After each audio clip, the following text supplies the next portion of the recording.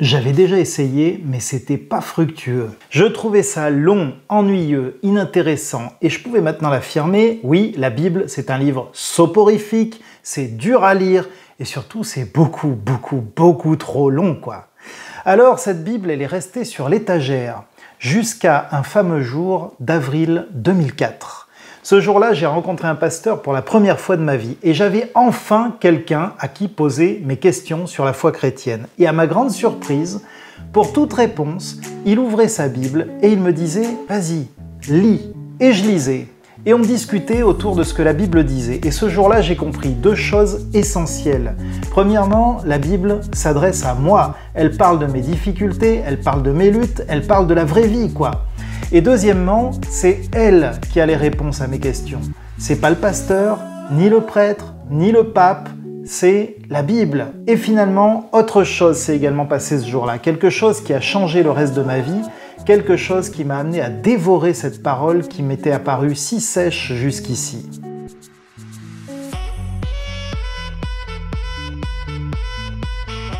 Dans la Bible, le livre des Actes au chapitre 2 nous raconte quelque chose d'absolument étonnant. Quand le jour de la Pentecôte arrive, les croyants sont réunis tous ensemble au même endroit. Tout à coup, un bruit vient du ciel. C'est comme le souffle d'un violent coup de vent. Le bruit remplit toute la maison où ils sont assis. Alors, ils voient apparaître des langues, comme des langues de feu. Elles se séparent et se posent sur chacun d'eux. Tous sont remplis de l'Esprit Saint et ils se mettent à parler d'autres langues. C'est l'Esprit qui leur donne de faire cela. À Jérusalem, il y a des Juifs venus de tous les pays du monde. Ce sont des gens fidèles à Dieu. Quand ils entendent ce bruit, ils se rassemblent en foule. Ils sont profondément surpris parce que chacun entend les croyants parler dans sa langue. Ils sont très étonnés et pleins d'admiration et ils disent « Tous ces gens qui parlent sont bien des Galiléens, alors comment chacun de nous peut-il les entendre parler dans la langue de ses parents ? Nous venons du pays des Parthes, de Médie, d'Élam, de Mésopotamie, de Judée, de Cappadoce, du Pont et de la province d'Asie, de Phrygie, de Pamphylie. Nous venons aussi d'Égypte, de la partie de la Libye qui est près de Cyrène, de Rome, de Crète et d'Arabie. Parmi nous, certains sont juifs, d'autres aussi obéissent à la loi de Moïse, et pourtant, chacun de nous les entend annoncer dans sa langue les grandes choses que Dieu a faites. Ils sont tous très étonnés et ne savent pas quoi penser. Ils se disent entre eux « mais qu'est-ce que ça veut dire ?» Et d'autres se moquent des croyants en disant « ils sont complètement ivres ». C'est dire la confusion dans laquelle tout le monde se trouve. Les uns ne comprennent pas ce qui se passe, les autres pensent que tout le monde est saoul, et on se trouve, c'est vrai, devant un récit qui nous rapporte des faits quand même surprenants. Un bruit comme le souffle d'un violent coup de vent qui remplit soudainement la pièce, des langues de feu qui viennent se poser sur les disciples, et un groupe de Galiléens qui se met à dire les merveilles de Dieu, et que chaque personne, d'où qu'elle vienne et quelle que soit sa langue maternelle, comprend dans sa propre langue. La situation est tellement confuse que Pierre va devoir expliquer que non, ils ne sont pas saouls, que c'est là l'œuvre de l'Esprit Saint qui est descendue sur eux conformément à ce qu'avaient annoncé les prophètes et à ce que Jésus leur avait annoncé également quelques jours plus tôt. Alors, on voit toute cette scène spectaculaire et on se dit « Waouh, mais c'est à ça que ça ressemble quand on reçoit l'Esprit Saint ?» Et nombreux sont les chrétiens qui observent leur propre vie et qui se disent « Moi, j'ai rien connu de tel, quoi. » Alors, est-ce que Dieu habite en moi finalement? Est-ce que j'ai bien reçu l'Esprit Saint? Et c'est pas une petite question que celle-ci, parce que Romains 8, verset 9 l'affirme, « Si quelqu'un n'a pas l'Esprit du Christ, il ne lui appartient pas. » L'Esprit Saint, c'est ce qui fait de nous un chrétien.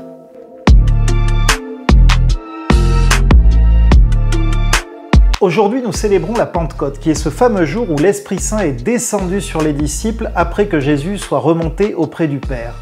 Pentecôte, ça veut dire quoi? Pentecôte, ça désigne littéralement le 50e jour. 50e jour après quoi? Eh bien, après Pâques. Et Pâques, avant d'être la fête chrétienne de la résurrection du Christ, c'est une fête juive. Elle célèbre la sortie des 400 ans d'esclavage du peuple hébreu en Égypte. Cet événement, qui est déjà grandiose, on parle de ce moment où la mer s'est ouverte en deux, où le peuple a pu traverser à pied sec, et où la mer s'est refermée sur les Égyptiens qui les poursuivaient, donc quelque chose d'absolument spectaculaire. Cet événement déjà grandiose est pourtant annonciateur d'un événement qui est bien plus grand encore et qui nous concerne au premier plan, celui de notre libération de l'esclavage du péché. Jésus a pris sur lui la condamnation qui pesait sur nous du fait de nos fautes, il l'a prise sur lui à la croix. Ce qui fait que quiconque se repent aujourd'hui de son péché et croit en Jésus, croit en l'efficacité pour lui-même de son sacrifice à la croix, regarde Jésus à la croix et dit « D'accord, c'est pour moi que tu es mort, je le crois », eh bien celui-là est pardonné et peut dorénavant vivre libre. Et la Pentecôte, c'est pareil dans le sens où avant d'être la fête chrétienne de la venue de l'Esprit Saint sur les disciples, la Pentecôte c'est une fête juive, c'est Shavuot, c'est la fête des semaines, une fête qui célèbre le début de la moisson. La Pentecôte c'est d'abord un événement qui vient nous cueillir parce que nous sommes le fruit de la moisson. Et dans le même temps où il nous cueille, c'est aussi un événement qui nous envoie. La moisson est grande, dit Jésus, mais il y a peu d'ouvriers. Priez donc le maître de la moisson d'envoyer des ouvriers dans sa moisson. Jésus est venu non pas pour condamner le monde, mais pour le sauver. Or, le fruit est mûr, le blé est monté, l'heure est venue de moissonner. Mais on va commencer par le commencement.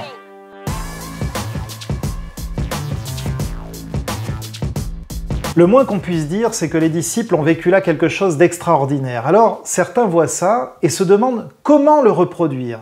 Et il y en a qui ont noté, avec raison, que les disciples étaient tous réunis dans un même lieu et qu'ils étaient assidus à la prière. Et ils se sont dit, ben voilà, c'est ça la technique. Pour recevoir l'Esprit Saint, il faut être assidu à la prière. Il faut prier, et il faut prier encore jusqu'à ce que l'Esprit Saint vienne sur nous. Et plus tu pries avec ferveur, plus tu vas recevoir ta dose d'Esprit Saint.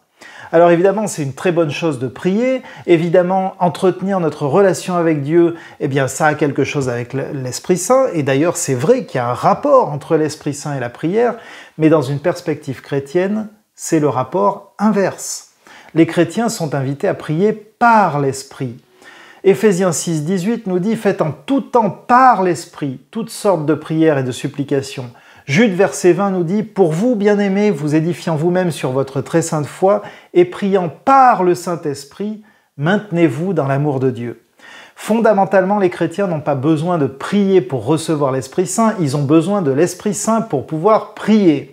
1 Corinthiens 12, verset 3 nous dit « Nul ne peut dire Jésus est Seigneur si ce n'est par l'Esprit Saint ». Romains 8, verset 26 nous dit que l'Esprit Saint vient nous aider, nous qui sommes faibles, parce que nous ne savons pas prier comme il faut. Alors, qu'est-ce qui a fait fondamentalement que les disciples ont reçu l'Esprit Saint? C'est tout simple, c'était une promesse de Dieu. Et ils ont cru à cette promesse. Jésus, avant son ascension, leur a dit « Ne quittez pas Jérusalem, mais attendez ce que le Père a promis. Moi-même, je vous l'ai déjà annoncé, Jean a baptisé avec de l'eau, mais vous, dans quelques jours, vous serez baptisés dans l'Esprit Saint. » Les disciples ont cru à cette parole. Et ils sont restés à Jérusalem. Et ça, c'est le témoignage de leur foi. Et parce qu'ils ont cru, ils ont vu. Quand on regarde à l'extraordinaire de ce qu'ils ont vu, on ne regarde pas au bon endroit. Ce qui est à regarder et qui est à imiter, c'est leur foi dans la promesse de Dieu. Et nous avons, nous aussi, reçu une promesse. Après avoir reçu le Saint-Esprit, l'apôtre Pierre se met à prêcher à la foule. Il va leur expliquer que ce Jésus qu'ils ont crucifié, Dieu l'a fait Seigneur et Christ. Et en Acte 2, verset 37 et suivant, on lit « Quand les gens entendent ça, ils sont très émus. Et ils demandent à Pierre et aux autres apôtres « Frères, qu'est-ce que nous devons faire ?» Pierre leur répond « Changez votre vie ». Autrement dit, repentez-vous. Chacun de vous doit se faire baptiser au nom de Jésus-Christ. Ainsi, Dieu pardonnera vos péchés et il vous donnera l'Esprit Saint. En effet, la promesse de Dieu est pour vous et pour vos enfants. Elle est pour tous ceux qui sont loin, pour tous ceux que le Seigneur notre Dieu appellera. Et donc, nous n'avons plus à nous soucier de savoir si nous avons reçu l'Esprit Saint, si nous nous sommes repentis de notre péché et si nous nous sommes engagés publiquement devant Dieu, devant les hommes et devant les puissances spirituelles par le baptême. Qu'il y ait du vent, des langues de feu ou qu'il n'y en ait pas, la promesse est pour nous. Et maintenant, qu'est-il supposé se passer ?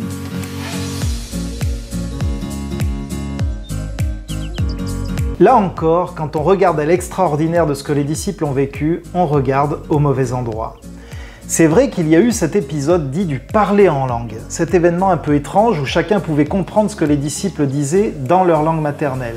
Certains donc ont fait de se parler en langue un signe de la venue de l'Esprit Saint. Et ils considèrent que chaque chrétien donc devrait parler en langue, non pas tant d'ailleurs dans les modalités d'Acte 2 que dans celle de 1 Corinthiens 14, où on voit qu'un interprète est nécessaire pour comprendre ce que la personne est en train de dire. Et parfois même, ils considèrent que si on ne parle pas en langue, c'est qu'on n'a pas reçu l'Esprit Saint et qu'on n'est donc pas chrétien. Alors j'ai regardé les textes du livre des Actes où il est question de la réception de l'Esprit Saint par les croyants et j'ai synthétisé mes observations dans un tableau.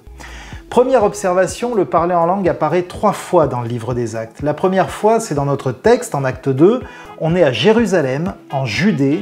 Pierre a reçu l'Esprit Saint et il s'est mis à parler dans d'autres langues avec les autres disciples et ensuite il s'adresse aux Juifs. Poussé par l'Esprit, il se met à prêcher sur la mort et la résurrection de Jésus. La deuxième fois, c'est en Acte 10. On est toujours en Judée, on est à Césarée cette fois-ci, mais on est maintenant chez Corneille, qui est un non-juif. Et c'est encore Pierre qui prêche, et cette fois-ci, donc, ce sont les païens qui reçoivent l'Esprit Saint et qui se mettent eux aussi à parler en langue. Et la troisième fois, c'est en Acte 19, et là encore, le petit groupe qui reçoit l'Esprit Saint se met à parler en langue, mais cette fois-ci, on est loin du territoire juif. On est à Éphèse, en Asie, sur la côte est de l'actuelle Turquie. Et donc on est à peu près à 900 km de Jérusalem à vol d'oiseau. Et on n'est pas avec Pierre cette fois-ci, mais on est avec Paul, qui a un ministère spécifique auprès des païens. Il est, lui, l'apôtre des païens. Deuxième observation, c'est le vocabulaire. Dans les 3 passages où il est question du parler en langue, il est dit que l'Esprit Saint se posa sur, a été répandu sur ou vint sur. Dans tous les autres cas, il est dit des croyants qu'ils furent remplis de l'Esprit Saint. Qu'est-ce qu'on peut conclure de tout ça? Eh bien, en premier lieu, on peut se rappeler de ce qu'a dit Jésus à Pierre après sa superbe confession de foi. « Je te dis que tu es Pierre, et que sur cette pierre je bâtirai mon église, et que les portes du séjour des morts ne prévaudront pas contre elle. Je te donnerai les clés du royaume des cieux, ce que tu lieras sur la terre sera lié dans les cieux, et ce que tu délieras sur la terre sera délié dans les cieux. » En Acte 2, qu'est-ce qui se passe? Pierre ouvre la porte du royaume des cieux aux Juifs. En Acte 10, qu'est-ce qui se passe? Pierre ouvre la porte du royaume des cieux aux païens. Et en Acte 2, qu'est-ce qui se passe? C'est Paul que Dieu appelle à mener à bien cette mission de porter l'évangile jusqu'au bout du monde connu alors, c'est-à-dire jusqu'au bout de l'Empire romain. Les circonstances et le vocabulaire utilisés nous orientent vers quelque chose d'exceptionnel. Ces 3 périodes clés de l'histoire de l'Église sont couronnées d'une grâce qui est celle du parler en langue et qui est destinée à faciliter la propagation de l'Évangile. Et quand je dis ça, je ne dis rien du tout de la pratique du parler en langue qui existe dans certaines églises et que d'ailleurs je pratique moi-même à titre privé. Mais ce que je dis, c'est que s'il y a bien quelque chose qui est produit en nous quand on reçoit l'Esprit Saint, ça n'est pas le parler en langue. Le parler en langue, c'est un don et c'est même pas le don le plus utile d'entre tous les dons. Non, ce qui revient systématiquement quand quelqu'un est rempli du Saint-Esprit, c'est la proclamation, c'est la prédication, c'est la louange, c'est la prophétie. En un mot, c'est le témoignage. Celui qui reçoit l'Esprit Saint se retrouve avec le cœur bouillonnant du trésor qu'il a découvert en Jésus-Christ. Et il a envie d'en parler autour de lui. Il a envie de chanter les louanges de Dieu. Et je dis pas qu'il y arrive toujours, certains sont pris par la timidité, d'autres au contraire se découvrent terriblement maladroits parce qu'ils parlent à tort et à travers. Mais cette envie de partager ce qu'on a découvert, elle est là. Et qui s'en étonnera? Est-ce qu'on n'a pas dit que la Pentecôte c'est le temps de la moisson? On est moissonné, mais on devient aussi moissonneur. Mais peut-être que toi, tu n'en es pas là. Peut-être que toi, tu fais partie de ces ouvriers qui manquent encore à l'appel.